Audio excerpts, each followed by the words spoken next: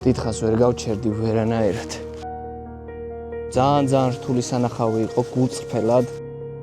1000-ობით კი არა, 10,000-ობით ადამიანი მოკლეს. ენა მებმის, ანუ ფოთვა მაქვს.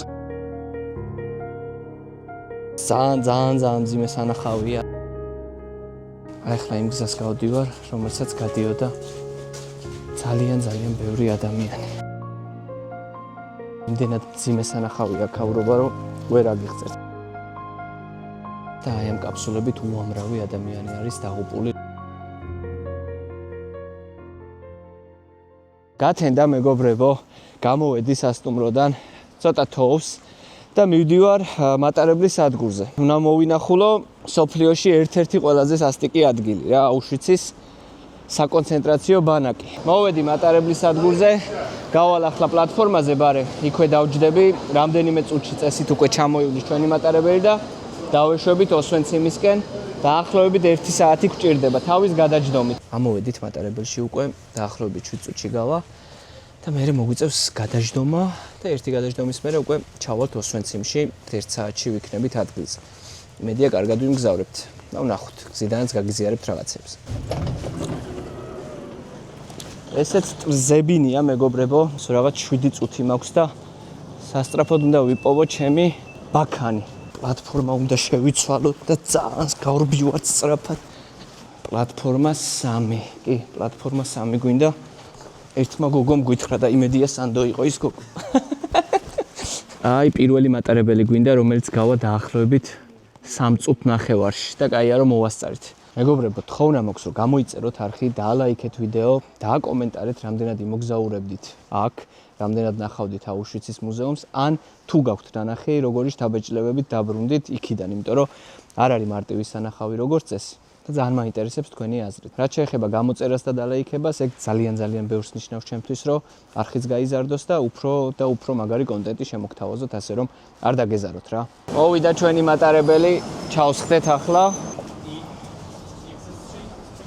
დავსხდეთ, ესეც ასე. ეს რა კარგი, ეს უკეთესი მატარებელია და თან უფრო მეტად თბილა. ეგ არის, ჩამოვედით ოსვენციმში ვართ უკვე და წავედით ახლა სწრაფად აუშვიცის მემორიალური მუზეუმისკენ. აგერ არის უკვე ჩვენი მუზეუმი, გავიარე შემოწმება, ჩვეულებრივად როგორც აეროპორტში ისე ნივთები, რაღაცეები და ვიწყებ მოკლედ აქაურობის დათვალიერებას. ვეცდები მაქსიმალურად რის საშუალებაც მომეცემა ყველაფერი გაჩვენოთ რა. რა იმედია საინტერესო მოგზაურობა გამომივა მეც და თქვენ. აი ესეთ ბეტონის ბილიქს მივუყვებით, ბეტონს შუა უпростоრად, 2 ბეტონია აშენებული და ავდივართ ზემოთ. რაღაცნაირი ისეთი დასაწყისია რა. ცოტა შინაგანად გრძნობ, რომ კაი ადგილას არ მიდიხარ, აი ფოთვა მაქვს რა.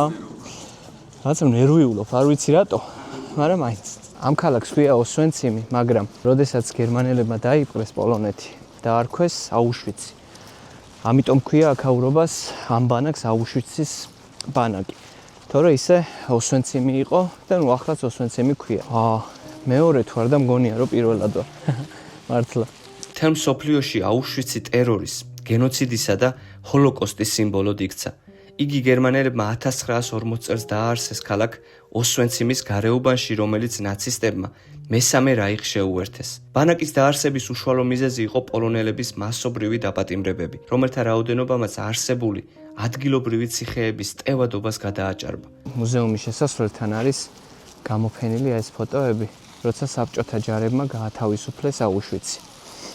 და აი ნახეთ, ბავშვები გამოდიან აქედან. აქ დაღუპული ადამიანები და ხალხი.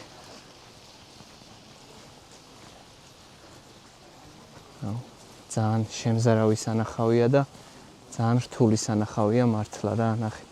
მოუახლოვდით მეგობრებო აუშვიცის მთავარ შესასვლელს და იქ მაღლა წერია შრომა ათავისუფლებს, რომელიც რა თქმა უნდა არის ტყუილი და სრული რავი აბსურდი, იმიტომ რომ აქ მოსული ადამიანები შრომისთვის ნამდვილად არ მოდიოდნენ. პირიქით აქ მოდიოდნენ ჯოჯოხეთური ცხოვრების გასატარებლად ან სიკვდილისთვის, ასე რომ გერმანელების მიერ შეთხზული პროპაგანდაა ეგრეთ წოდებული რა. არც ერთი ადამიანი აქ შრომას არ გაუთავისუფლებია. სამწუხაროდ.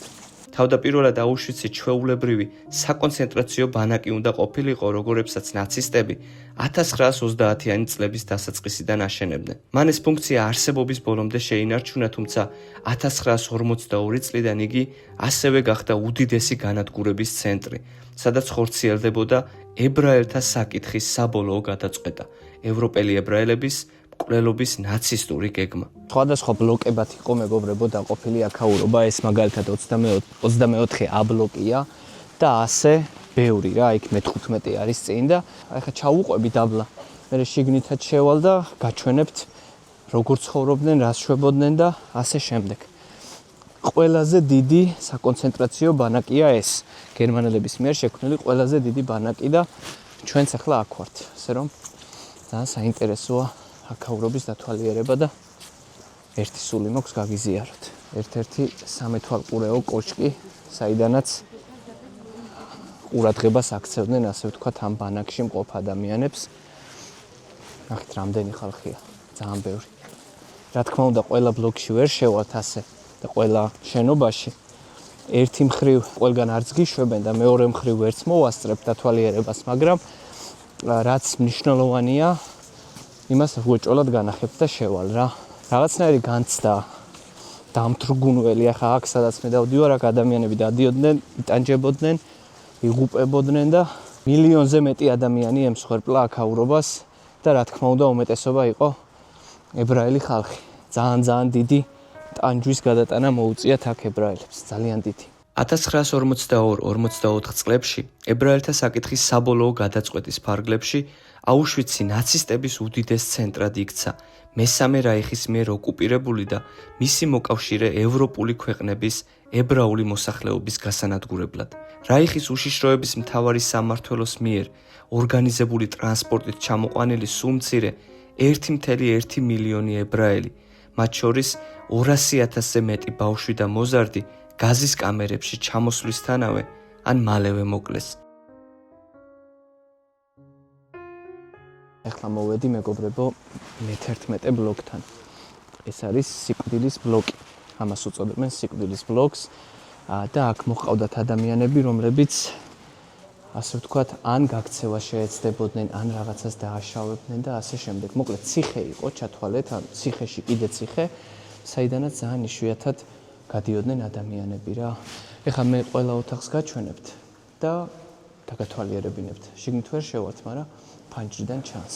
აი ეს არის ერთ-ერთი ოფიცრის ოთახი, რომელიც იყო პასუხისმგებელი აქაურობაზე. ნახეთ როგორ გამოიყურება. და აქედან გასცემდა ბრძანებებს, ასე ვთქვათ, აგერ ტელეფონიც უდევს, თავისი მაგიდა და ყველაფერი. აქეთ არის უკვე შეხვედრების ოთახი, სადაც ეს გესტაპოს წარმომადგენლები ხვდებოდნენ ერთმანეთს, განიხილავდნენ რაღაცეებს და ეგ რაღაცეები არ ყოფილა არასდროს კარგი რაღაცეები, რა თქმა უნდა. აქ ყველაზე ცუდი რაღაცეები განხილულა, რაც შეიძლება მსოფლიოს დასკმომოდა თავს და ადამიანებს. აი ეს არის უკვე პატიმრების ოთახი. პოლიცია მაგალითად რო დააკავებდა რომელიმე პოლონელს თუნდაც ან სხვა ქვეყნის წარმომადგენელს ან თუნდაც ებრაელს, აი აქ გაატარებდა თავის დარჩენილ სიცოცხლეს, იმიტომ რომ როგორც წესი ეს ყველაფერი სიკვდილით მთავრდებოდა. ბოლო დღეებში დაღუპული ადამიანები იყვნენ მეგობრებო, აი აქ სანამ საბჭოთა ჯარები შემოვიდოდნენ, გარკვეული ადამიანების ნაწილი დაიღუპა და ზუსტად აი აქ არიან ისინი ნაპოვნი. შეხედეთ, აი აქ ესვენენ ეს გარდაცვლილი ადამიანები და აქ იპოვეს მერე უკვე საბჭოთა ჯარებმა. ასე გამოიყურებოდა პატიმრების ოთახები, სამსართულიანი საწოლები, პატარა სივრცე. ეს არის აბაზანა, სადაც ქალები შედიოდნენ, თავს იწესრიგებდნენ, ასე ვთქვათ, და ემზადებოდნენ სიკვდილისთვის, იმიტომ რომ როგორც აქ წერია, ქალები მიემართებოდნენ აქედან სიკვდილის კედელთან და იქიდან უკან აღარ ბრუნდებოდნენ, რა თქმა უნდა, ხრებდნენ. ეს ოთახი არის განკუთვნილი იმ ადამიანებისთვის, რომლებიც აქ გარკვეულ საქმიანობას ეწეოდნენ და აგერ ტანსაცმელსაც ხედავთ, რომელიც კიდია გარდერობზე. წავიდეთ იქნებ აქ კიდე რაღაცა ვნახოთ.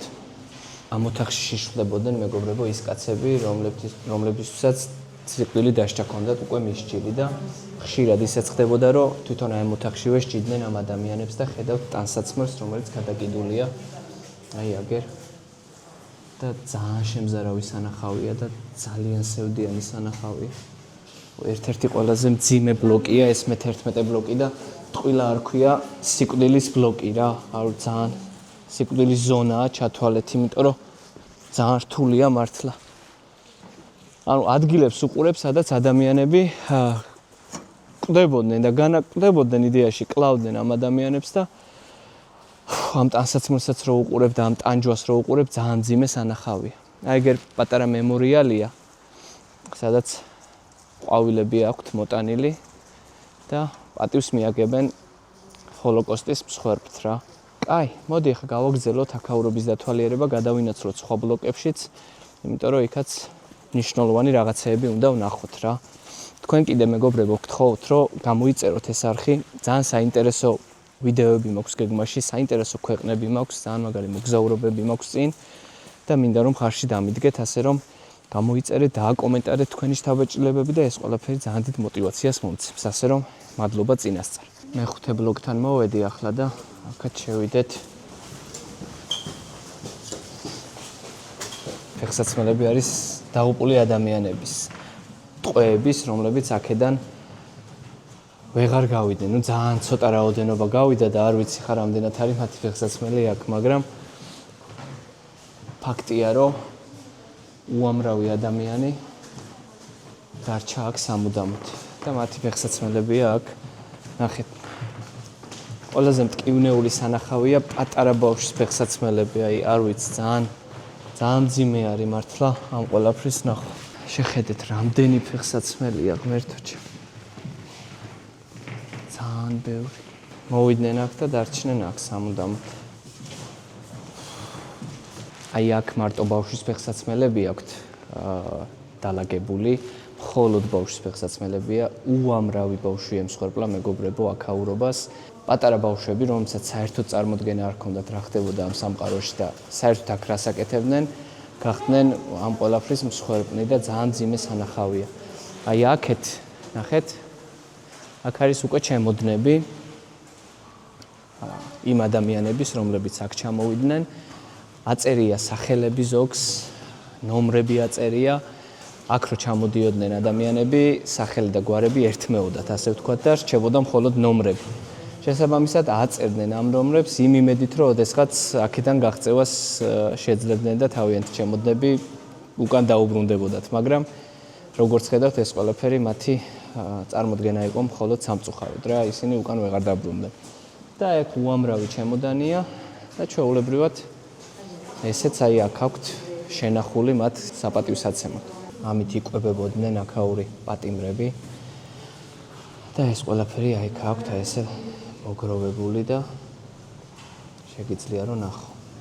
აქ მოჰყავდათ ადამიანები, რომელთაც არ შეეძლოთ სიარული, არც მუშაობა, არაფერი და სამწუხაროდ აი ეს ყველა ადამიანი იყო განწირული პირველივე დღიდან.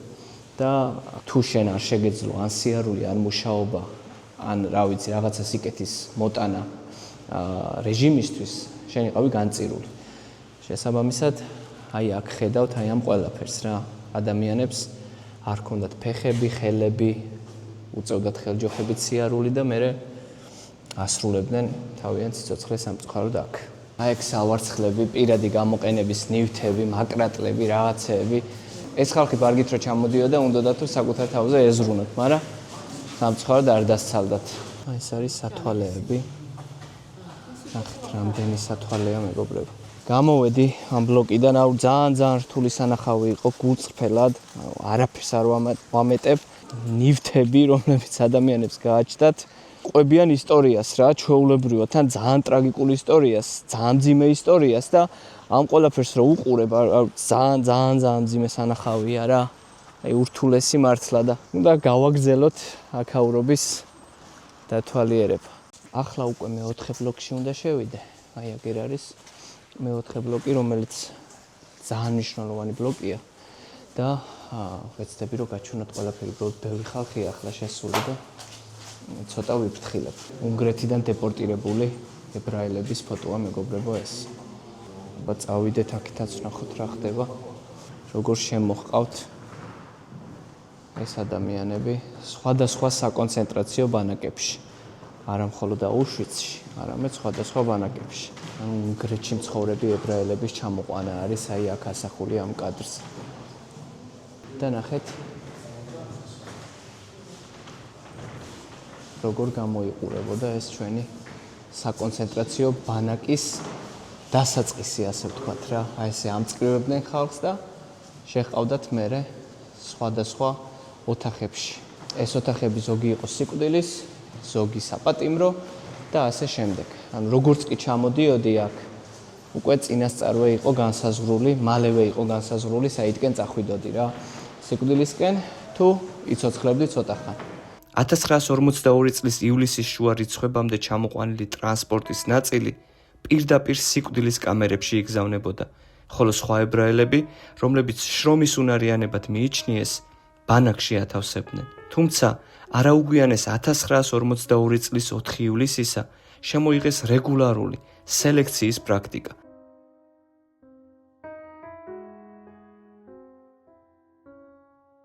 ჩამოყვანილთა მხოლოდ საშუალოდ 20% რჩებოდა ცოცხალი მონური შრომის შესასრულებლად. გადარჩენილებს ძირითადად ბანაკის მშენებლობაზე ან სამხედრო პოტენციალის განვითარებაზე მომუშავე გერმანულ კომპანიებში ასაქმებდნენ.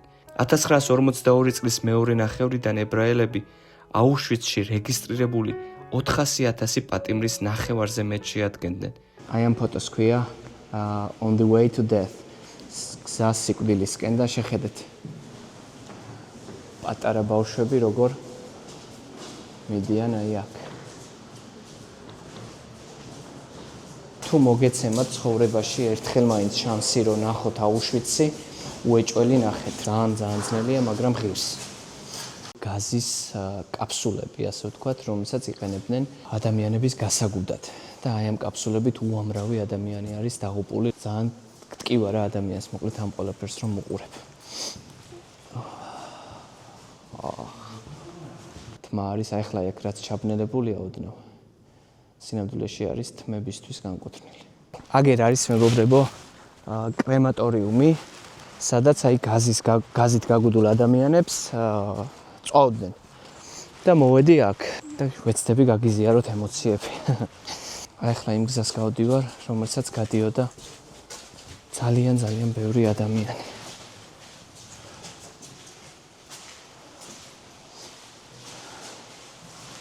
ესე გამოიყურება მეგობრებო ადგილი, სადაც ადამიანებს გაზით წამლავდნენ და ხოცავდნენ. აი ეს არის კრემატორიუმი. და გაზით გაგულდულ ადამიანებს აი აქ წვავდნენ ხოლმე. ნახეთ.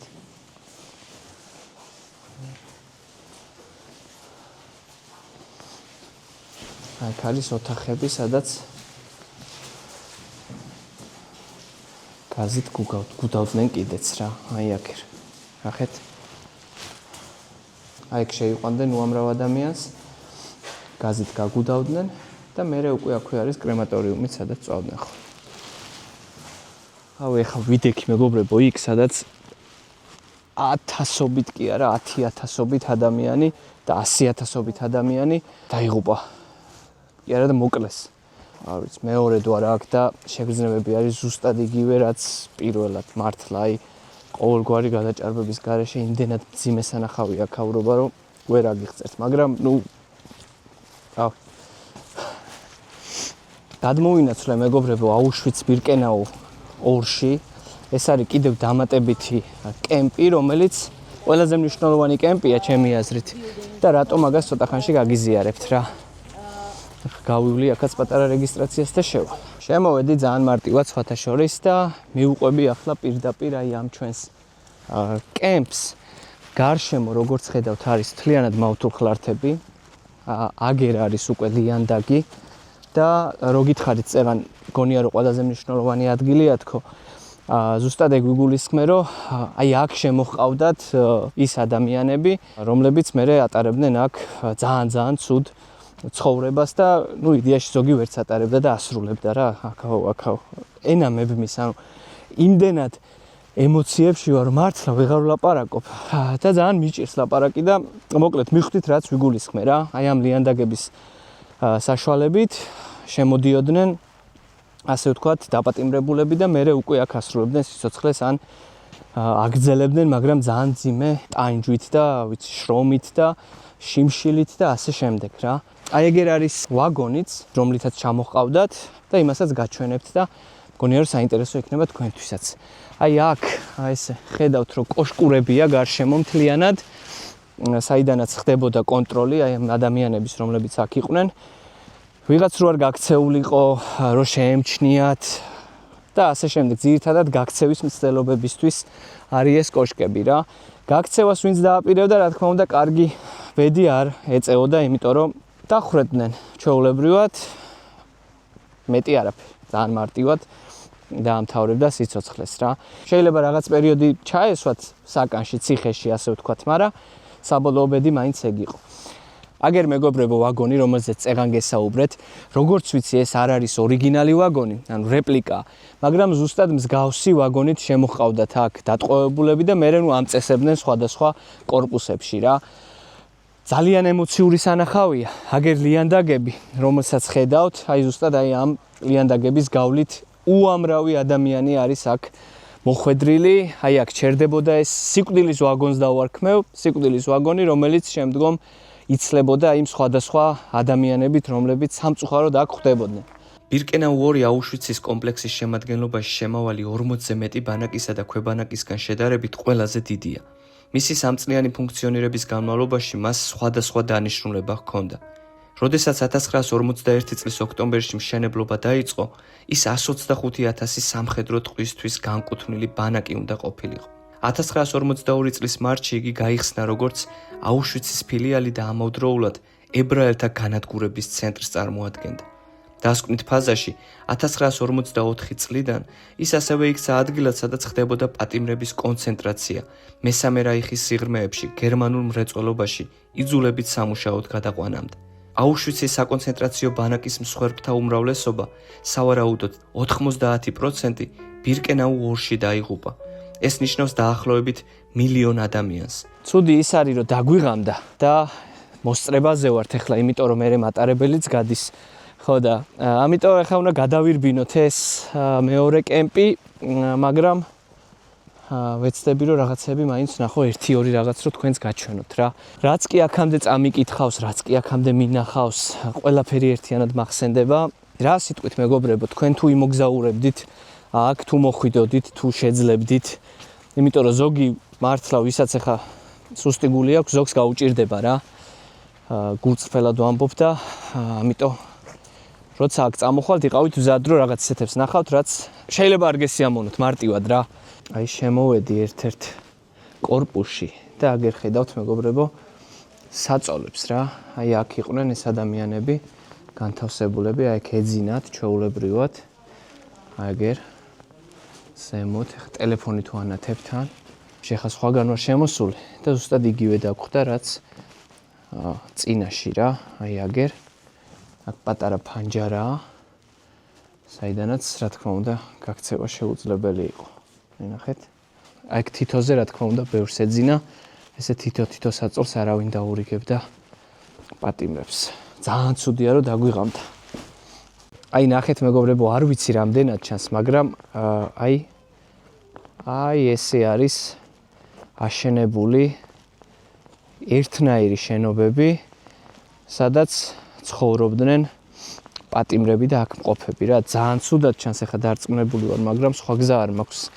ამიტომ აი ნახეთ. აი ესე გამოიყურება ზუსტად ერთნაირი შენობებია. ანუ ერთ-ერთში აშენებული რა. მეგობრებო, მინდა რომ შეგახსენოთ არხის გამოწერა, დაკომენტარება, დალაიქება. ეს ყველაფერი ძალიან დიდ мотивაციას მომცემს, კიდევ ერთხელ ვამბობ, არხსაც განავითარებს და უფრო მაგარ ვიდეოებს გადავიღებ თქვენი დახმარებით, ასე რომ არ დაგეზაროთ.